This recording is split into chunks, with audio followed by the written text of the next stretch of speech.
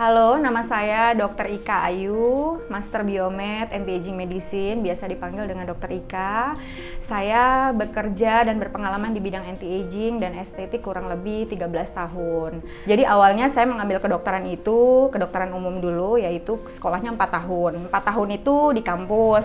Nah, sesudah itu 2 tahun untuk preklinik di rumah sakit, istilahnya koas ya kalau bahasa kedokterannya. Nah, sesudah mendapat gelar selama 6 tahun itu gelarnya adalah dokter umum.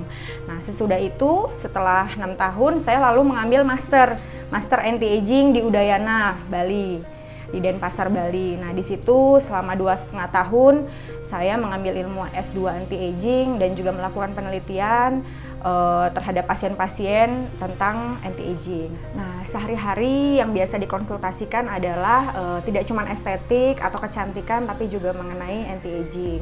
Nah, anti-aging itu apa sih? Sebenarnya orang kan berpikir anti-aging itu sama seperti kecantikan ya, padahal anti-aging itu sangat berbeda dengan estetik. Jadi estetik itu memang merupakan bagian dari anti-aging, tapi anti-aging itu justru lebih luas lagi.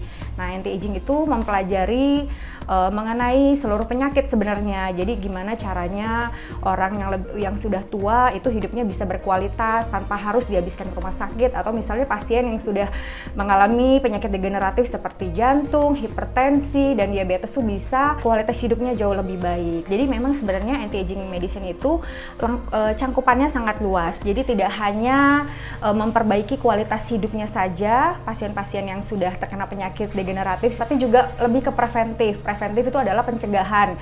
Bagaimana sih untuk usia produktif seperti kita itu, yang kadang-kadang orang mikir, usia produktif itu tidak akan terkena penyakit kok. Justru makin kesini itu yang terkena penyakit degeneratif adalah usia muda gitu. Jadi usia 30, 35 tuh udah banyak banget yang terkena jantung atau hipertensi tuh banyak banget ya. Makanya PR di negara berkembang seperti kita, berkembang ke arah maju itu adalah meningkatkan angka harapan hidup, karena justru yang sangat disedihkan adalah Indonesia itu negara yang memiliki angka hidup itu rendah dibanding negara-negara seperti di Singapura. Singapura itu angka hidup tertinggi itu bisa 75 sampai 80 tahun, sedangkan di Indonesia itu 50 sampai 55 tahun saja. Justru jauh banget ketertinggal. Jadi PR-nya adalah bagaimana meningkatkan angka harapan hidup sekaligus kualitas hidup. Pasien-pasien yang datang ke sini itu sebenarnya macam-macam ya, karena kan di sini saya tidak hanya membahas mengenai estetik saja, tapi juga mengenai anti-aging. Jadi memang agak lebih luas, dan juga beberapa pasien yang aging itu kan dikaitkan dengan biasanya degeneratif ya. Jadi misalnya pada pasien hipertensi atau misalnya penyakit stroke, sesudahnya pun juga outlook-nya juga kelihatannya memang nggak seger, cepet capek. Itu gimana sih cara memaintain quality hidup mereka agar tetap baik? Nggak hanya harus habis di rumah sakit melulu waktunya, tapi juga gimana caranya quality hidup mereka juga justru lebih baik dengan adanya anti-aging medicine di sini.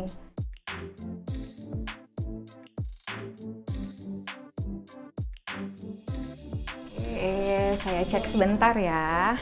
Oke, nah ini SOP Alpha ini adalah mengandung salmon ovary peptide ya.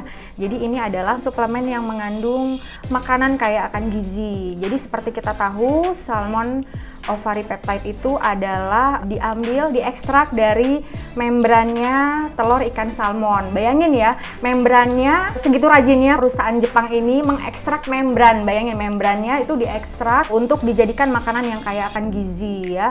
Nah, ini keunggulannya adalah salah satunya dia kaya akan asam amino. Jadi memang asam aminonya itu komplit ya. Asam amino sendiri itu sebagaimana kita tahu, salah satunya di dalam salmon ovary peptide ini kaya akan hidroksiprolin. Hidroksiprolin ini adalah salah satu bahan untuk pembangun kolagen ya. Jadi memang fungsinya untuk regenerasi sel itu sangat baik.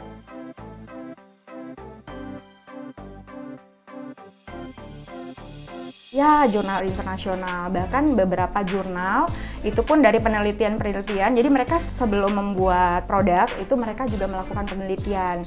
Jadi penelitian itu tidak hanya yang objektif tapi subjektif. Penelitian yang subjektif pun pemberian SOP yang berturut-turut selama 8 minggu pada ibu-ibu yang berumur kurang lebih 35 sampai 48 tahun itu didapatkan rasa pegel-pegelnya hilang, terus kulitnya pun memudar yang kerut-kerutannya gitu kan, terus juga badannya yang memang mesti yang dulunya cepat lemas karena kan memang yang pada saat umur 48 itu mungkin mengalami premenopause itu juga agak lebih ringan gejala menopausnya, premenopausnya. Jadi memang sangat membantu banget untuk para pasien yang berumur 35 sampai 48 tahun ya. Dan tidak hanya yang penelitian subjektif, yang objektif pun juga ada penelitiannya. Jadi memang didapatkan di dalam SOP ini memang pemberian selama 8 minggu berturut-turut itu juga meningkatkan kolagennya, terus meningkatkan IGF-1-nya juga pada beberapa pasien yang hipertensi, pada pasien jantung dan diabetes.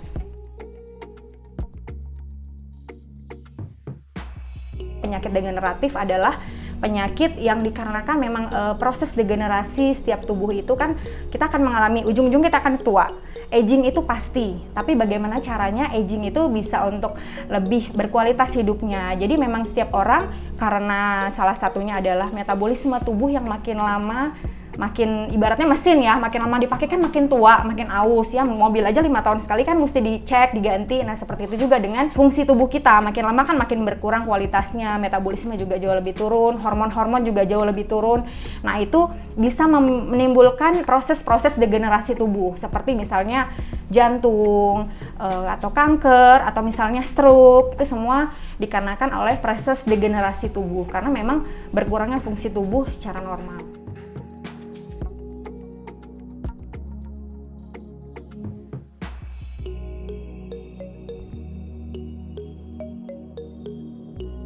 Jadi memang pada awalnya sebenarnya sistem tubuh kita itu berkaitan dengan sistem sirkulasi. Jadi kalau kita bicara sirkulasi seperti sungai aja atau seperti selokan ya, jadi memang harus semuanya sinergis lancar. Jadi tidak hanya isinya saja yang bersih, tapi juga salurannya mesti bagus. Jadi berkaitan dengan sistem sirkulasi, jadi adalah berkaitan dengan pembuluh darah dan isi dari darah itu sendiri. Jadi memang penyakit degeneratif itu memang macam-macam sih. Jadi awalnya itu berkaitan dengan biasanya kekentalan darah ya. Misal kekentalan darah itu biasanya kalau kita berkaitan dengan obesitas atau misalnya pola hidup yang tidak sehat, ujung-ujungnya kita jadi kegemukan karena memang isi dari darah itu sendiri kan udah sampah semua tuh. Otomatis karena sampah itu terus-menerus muncul, jadi otomatis hambatan ke dalam sirkulasi itu menjadi tidak lancar. Nah ujung-ujungnya ya hambatan itu yang membuat menjadi itu kenapa ada hipertensi. Itu semua dari sirkulasi sih pada awalnya. Nah kalau untuk mengenai hipertensi /pada awalnya itu hipertensi itu sendiri adalah tekanan darah yang tinggi di atas normal. Jadi normalnya itu adalah 120/80 sistol dan diastol, itu menurut WHO ya. Jadi memang itu udah standar. Dinamain tinggi atau hipertensi grade 1 itu kalau udah di atas 120 atau kurang lebih 140 ya kalau hipertensi grade 1. Kenapa bisa awalnya hipertensi? Ya karena tekanannya itu tinggi karena ada hambatan di dalam sisi sirkulasi itu. Otomatis karena hambatannya itu banyak dalam sirkulasi, gimana caranya untuk saluran ini tetap jalan? Dia meningkat tekanan darahnya.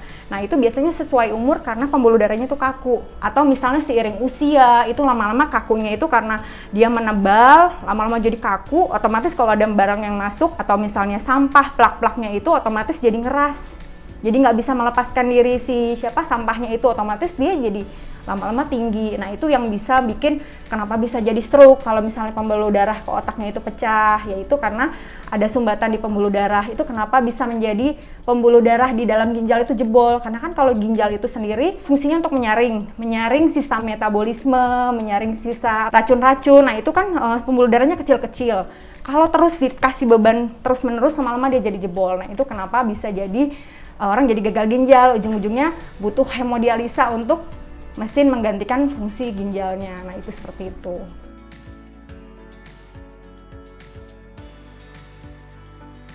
Nah pembuluh darah itu bisa tersumbat itu karena kan memang pola hidup nomor 1. Pola hidup makan yang nggak sehat, apalagi pola hidup zaman now ya, dimana gula-gula, manis-manis, zaman sekarang boba-bobaan ya, martabak yang lucu-lucu, pokoknya makanan yang lucu-lucu itu kurang lebih jarang ada yang sehat. Jadi orang sekarang itu jarang kenal buah seger, jarang kenal sayuran yang seger. Makanya kan akhir-akhir ini juga digalakan gaya hidup organik. Itu juga salah satunya untuk biar mencegah makan makanan yang lucu-lucu, manis-manis, menggemaskan yang bikin hipertensi itu. Gimana caranya tetap sirkulasi bagus dengan makanan yang bagus juga. Nah pola hidup, kegemukan juga itu juga ngaruh.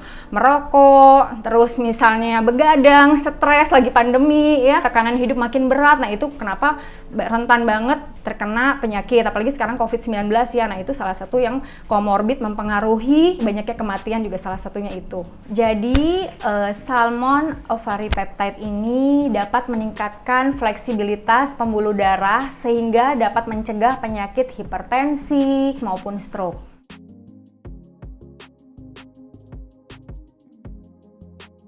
Salmon ovary peptide menurut saya adalah makanan yang mengandung zat gizi yang lengkap. Kenapa? Karena asam aminonya adalah komposisinya sangat lengkap. Dan yang utama adalah karena hidroksiprolinnya yang sangat tinggi, yaitu salah satu zat yang untuk membentuk kolagen ya.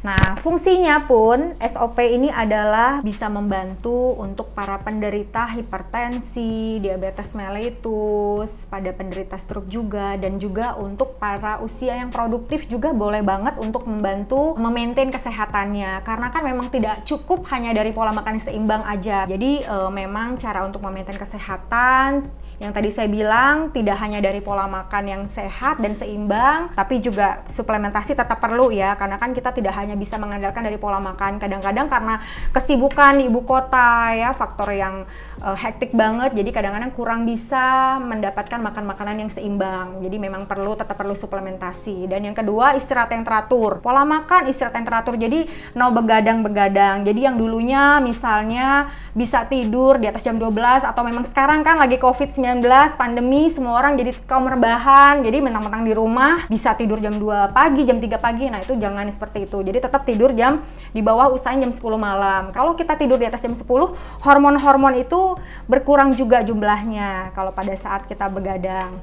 Dan yang ketiga, olahraga yang teratur, minimal seminggu 3 kali. Itu memang harus olahraga yang rutin ya, tidak usah yang terlalu berat olahraganya, tapi juga yang penting olahraga yang teratur. Nah, terus yang terakhir, jangan stres ya, walaupun misalnya aktivitas padat, terutama apalagi lagi kondisi COVID seperti sekarang, pandemi, tetap harus menjaga kesehatan, harus menjaga kewarasan juga, jangan stres, karena kalau stres kita juga bisa menurunkan imun kita juga.